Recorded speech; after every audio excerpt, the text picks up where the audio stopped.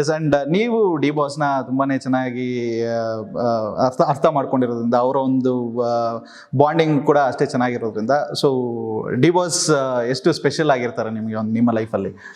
D boss ಇವತ್ತಿಂದ ಅಲ್ಲ, since childhood, since second standard ಹುಡುಗಿಯಿಂದನೂ ನನಗೆ ಅವನಂದರೆ ಇಷ್ಟ. ಸೊ ಆ್ಯಕ್ಚುಲಿ ನಾನು ಇಂಡಸ್ಟ್ರಿಗೆ ಹೊಸದಾಗಿ ಬೆಂಗಳೂರಿಗೆ ಬಂದಾಗ ಅವ್ರು ಎಲ್ಲಿದ್ದಾರೆ, ಅವ್ರ ಮನೆ ಎಲ್ಲಿದೆ ಅಂತ ಅಂದ್ಬಿಟ್ಟು ಹುಡ್ಕೊಂಡು ಹೋಗಿದ್ದೆ ನಾನು.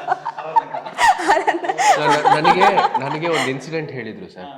ಆ ಸಾರಥಿ ಟೈಮಲ್ಲಿ ಸರ್ದು ಇಶ್ಯೂ ಆಗಿತ್ತಲ್ಲ, ಇವರು ಸರ್ ಹೊರಗೆ ಬರೋವರೆಗೂ ಅಳ್ತಾನೆ ಕೂತಿದ್ರು ಮನೆಯಲ್ಲಿ. ಇದು ಇವರು ಹೇಳಿದ್ದಾರೆ, ಇವ್ರ ಮದರು ಹೇಳಿದ್ದಾರೆ, ಇವ್ರ ಬ್ರದರ್ ಕೂಡ ಹೇಳಿದ್ದಾರೆ. ಅಷ್ಟು ಇಷ್ಟ ಸರ್ ಅಂದ್ರೆ ಇವ್ರಿಗೆ, ತುಂಬಾ ಇಷ್ಟ. ನಾನು ಇನ್ನೊಂದು ವಿಡಿಯೋನು ನೋಡಿದೆ, ಅದು ಕಾಟೇರ ಇದು ಸೆಲೆಬ್ರಿಟಿ ಶೋ. ಎಷ್ಟು ಚೆನ್ನಾಗಿ ಮಾಡಿದ್ದೀರಾ ಅಂತ ಹಿಂಗ ದೃಷ್ಟಿ ತೆಗಿತಾರೆ ಸರ್ಗೆ. ಬಿಕಾಸ್ ಅಷ್ಟು ಚೆನ್ನಾಗಿ ಪರ್ಫಾರ್ಮ್ ಇಷ್ಟ ಸೀನ್ಸ್ ಅಲ್ಲಿ ನಂಗೆ ಅಳು ಬರ್ತಾ ಇತ್ತು. ಅಂದ್ರೆ ಅವ್ರ ಹತ್ರ ನಮಗ್ ನೋಡಕ್ ಆಗಲ್ಲ ಅಲ್ವಾ. ಸೊ ಒಂದ್ ಸೀನ್ ಇದೆ, ಅವ್ರು ಅಳ್ತಾರಲ್ವಾ, ಅವಾಗ ನನ್ಗೂ ಅಳು ಬರ್ತಾ ಇತ್ತು.